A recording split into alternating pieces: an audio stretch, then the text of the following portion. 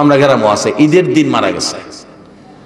বাজানো আসার সিরিয়াল আছে, যাওয়ার সিরিয়াল নাই। এই দেশটার মধ্যে থাকি, পাওয়ার তলে গেলাম মাটি নাই, আমরা কারো পাওয়ার তলে মাটি নাই।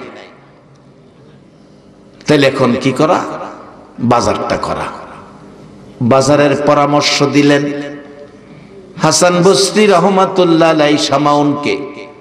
কথাটা খেয়াল আছে? শামাউন কান্দে, দুই চোখের পানিতে গাল ভিজে গেছে। হাসান বসরি রে, সময় থাকতে কালিমাটা আমারে পড়াইলি না। জীবনে ভালো কাজ করতাম, ভালো কাজ করতাম। বলবেন হুজুর ভালো কাজ কোন ধরনের কাজগুলি বেশি ভালো? আমি না বলে আমার আল্লাহর কোরআনে আল্লাহ কি বলছে শোনেন। ওয়াকাদা রাব্বুকা আল্লা তা'বুদু ইল্লা ইয়্যা ওয়া বিল ওয়ালিদাইনি ইহসানা। আল্লাহ বলেন ইবাদত করো আল্লাহর, খেদমত করো মা বাবার। তাইলে বোঝা গেল ইবাদতের পরে সবচেয়ে ভালো কাজটা হলো মা বাবার খেদমত করা। বাবারা কেন মা বাবার খেদমত করবেন না? বাবা গরিব মানুষ, কুরবানির ঈদ কুরবানি দিতে পারে নাই, টাকা নাই, পয়সা নাই। ছেলেরা কুরবানির জন্য বাবারে চাপাচাপি করছে, বাবা কুরবানি দাও না। মানুষে কুরবানি দেয়, কুরবানি দিলে গরু আনলে আমরা গরু লইয়া ঘাস খাওয়াইতাম। বাবা চোখের পানি ছেড়ে দিছে, চাউল কিনার পয়সা নাই, কুরবানি দিব কোত্থেকে? ঈদের দিন বাচ্চাগুলো বড় বড় গরু দেখে কান্দে। বাবা গো, এই কুরবানির গরু যদি কিনতা না জানি কত শান্তি লাগতো। বাবা চোখের পানি ছেড়ে মাথায় হাত বোলাইয়া সান্ত্বনা দেয়, কান্দিস না, আমি কুরবানির গরু যদি নাও কিনি তোদের জন্য গোশতের ব্যবস্থা করব। বাবা কুরবানির ঈদের দিনের নামাজ শেষ, কুরবানি শুরু হইছে। ঘরে ডুইকা ডাকতেছে, বিবি গো আমার একটা ব্যাগ দে, আমার একটা ব্যাগ দে। ব্যাগ লইয়া বাবা রাজপ্রসাদ কারো ঘরে যায় নাই, 2-3 গ্রাম পার হইয়া গেছে। যারা কুরবানি দিছে বাবা ব্যাগটা লইয়া কুরবানি দাতার ঘরের দুয়ারে এতিমের মতো হাত বাড়াইছে। 2 টুকরা 3 টুকরা গোশত করে সারা দিন বাবা ঘুরে ঘুরে জমায়া সন্ধ্যার দিকে 5-6 কেজি গোশত লইয়া বাড়িতে আইছে। বিবি গোশত রান্না কর, আমার সন্তানের মুখে কুরবানির গোশত দে। যে বাবা বাড়ি বাড়ি হাত বাড়াইয়া কুরবানির গোশত টুকাই না খাওয়াইছে, এই বাবা কবরে আজকে সন্তানের অবস্থা ভালো, 1.5 লক্ষ টাকা দিয়া কুরবানি দেয়, বাবা তো একটা নজর দেখলো না। এই বাবার জন্য আজকের মাহফিলে, ওই মার জন্য আজকের মাহফিলে 2টা হাত বাড়াইয়া 2টা চোখের পানি ছেড়ে ছেড়ে আল্লাহর শিখানো দোয়া তালাওয়াত করা, রব্বির হামহুমা কামা রব্বায়ানি সগীরা। নামাজের পরে সবচেয়ে ভালো কাজ হলো এটা। এরে বাবারা, শামাউন ডাকছে, রে হাসান বসরি, জীবনে ভালো কাজ করার সময় নাই। সময় যদি থাকতো রে কালিমাটা পড়ে জীবনে ভালো কাজ করতাম। শামাউন বলছেন জীবনে ভালো কাজ করার সময় নাই, কালিমাটা পড়লে লাভ হবে কি? হাসান বসরি বলেন জান্নাত পাবেন। জান্নাত পাবো গ্যারান্টি কি? গ্যারান্টি দিলেন মান ক্বালা লা ইলাহা ইল্লাল্লাহু ফাদাখালাল জান্নাহ। আমার নবীর দেওয়া গ্যারান্টি তোমাকে শোনায়া দিলাম। শামাউন বলেন হাসান বসরি রে, আমি কালিমাটা পড়বো, তুমি একটা গ্যারান্টি দাও, আমি যে কালিমা পড়লে জান্নাতি হব, একটা গ্যারান্টি দাও। কি গ্যারান্টি? কাগজের মধ্যে লিখিত দাও। কাগজের মধ্যে লিখিত দিলেন, আমার নবীর কালিমাটা পড়লে শামাউন জান্নাতি হবে। হাসান বসরি বলে দিলাম, এই কালিমাটা পড়লে জান্নাতি হবে, আমি হাসান বসরি বলে দিলাম। কাগজে লিখিত দাও। লিখিত দিলেন। এই শামাউন কাগজ হাতে লইয়া ডাকে, হাসান বসরি রে, আর দেরি করিস না, দে দে আমার কালিমা পড়াইয়া আখিরি নবীর উম্মত বানাইয়া দে। আখিরি নবীর উম্মত হইয়া আমার জীবন ধন্য করি। তারা আখিরি নবীর উম্মত হইয়া কালিমা পড়ে জীবন ধন্য করত, আর আমরা আখিরি নবীর উম্মত হইয়া করি দলাদলি। দলাদলি তো ইসলামে নাই। কই ফাইলেন দলাদলি? ইসলামে তো দলাদলি নাই। ইসলাম নিয়ে দলাদলি করবেন কোন অধিকারে? ইসলাম তার মালিক তো আল্লাহ। ইন্নাদ দীনা ইনদাল্লাহিল ইসলাম। আর এই ইসলামটা প্রচারের দায়িত্ব পাইলেন নবী মুহাম্মদুর রাসূলুল্লাহ।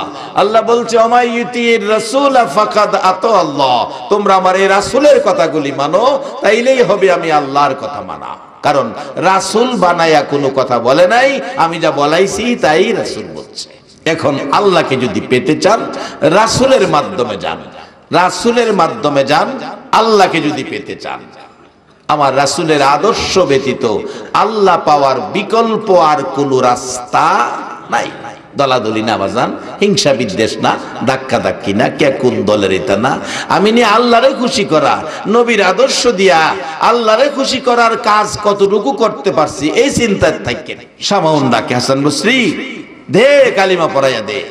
কালিমা পড়ে মুসলমান হয়ে গেলেন। লম্বা ঘটনা ছোট করে বলছি। হাসান বসরি কালিমা পড়াইয়া গেলেন। শামাউনের মৃত্যু হবে, অসুস্থতায় ভুগছেন, সময় যেন কাছাইয়া গেছে। ডাকতেছে আমার আশপড়শিরা রে, ও আমার আশপড়শিরা, আলিয়া ওলাদেরা, আমি তো মুসলমান হয়েছি, আমি বলে কালিমা লইয়া কবরে গেলে জান্নাত পাবো, শামাউন জান্নাতি হবে। হাসান বসরি লিখিত দিয়েছে, আমি মারা গেলে গোসল দিয়ে কাফন পরাবি, কাফনের ভিতরে কাগজটা দিয়ে দিস। আমি তো ভালো কাজ করতে পারি নাই, একটা কাজ ভালো করেছি, আমি আখিরি নবীর উম্মত হয়েছি, এই কাগজটা আমি কবরে যাইয়া দেখাবো। হাসান বসরির কাগজ কবরে দেখাবো। শামাউনের মৃত্যু হয়ে গেলে কথা মতো গোসল দিয়ে কাগজটা কাফনের ভিতরে দিয়ে কাফন করে জানাজা পড়ছে, জানাজা শেষে দাফন করেছে কবরে। মানুষ কবর ছাড়ো বলে চলে গেলেন। রাত্র গভীর, হাসান বসরি রহমাতুল্লাহ আলাইহি ডাকে, রে পৃথিবীর মানুষেরা, আমি ঘুমের ঘরে ঘুমিয়েছি, স্বপ্ন যুগে দেখি শামাউন জান্নাতি পোশাক পরে আমারে আয়েশা ডাকতেছে, এরে হাসান বসরি, এই লও তোমার কাগজ, তোমারে দিয়ে যাই। হাসান বসরি রে, তোর কাগজ আমার প্রয়োজন পড়ে নাই রে হাসান বসরি, আমি যেই নবীর কালিমা পরে কবরে গেছি রে, এই নবীর কালিমার বলে আমি জান্নাতি হইয়া গেছি। যেই নবীর কালিমা লইয়া কবরে যাওয়া মাত্র জান্নাতি হয়ে যায়, সেই নবীর উম্মত হইয়া জান্নাতে যাওয়ার পথে থাকা বলুন আমাদের দরকার আছে কিনা? বাবারা, কিভাবে জান্নাতের পথে থাকবেন? আল্লাহ তো আপনাদেরকে জান্নাতের কথা ঘোষণা দিয়েছে। আমার নবী বলেছে বাল আহিয়াউন, কোরআন শরীফে বলেছে বাল আহিয়াউন ইনদা রাব্বিহিম ইরজাকুন। তোমরা ওই পথে চইলা কবরে আসো, আমি আল্লাহ আখিরি নবীর উম্মতের 3 বেলা কবরে খানা খাওয়াবো। আমার নবী বলেছে আজ দুনিয়া ও মাজরাতুল আখিরা, দুনিয়াটা আখিরাতের বাজার। আমার আল্লাহ কয় বন্ধু গো, কোথাও বাজার কথা কইলা না, রুহের জগতে বাজারের ঘোষণা দিলা না, মার পেটে বাজারের ঘোষণা দিলা না, কবরে বাজারের ঘোষণা দিলা না, হাসরে বাজারের ঘোষণা দিলা না, দুনিয়াটার যখন বাজারের ঘোষণা দিছো, আল্লাহ ডাকতেছে বন্ধু গো, আমি আল্লাহ তোমার এই বাজার কবুল করে নিলাম। রে বাবারা, এই নবী যা কয় তাই আল্লাহ কবুল করে নেয়। যার বাস্তব একজন মশহুর সাহাবী, যার নাম আব্দুর রহমান, উনি একটা বিলাইয়ের বাচ্চা পালতেন। বিলাইয়ের বাচ্চাটা কোলে রাখেন, হাতে রাখেন, আদর করেন, পাশে পাশে রাখেন।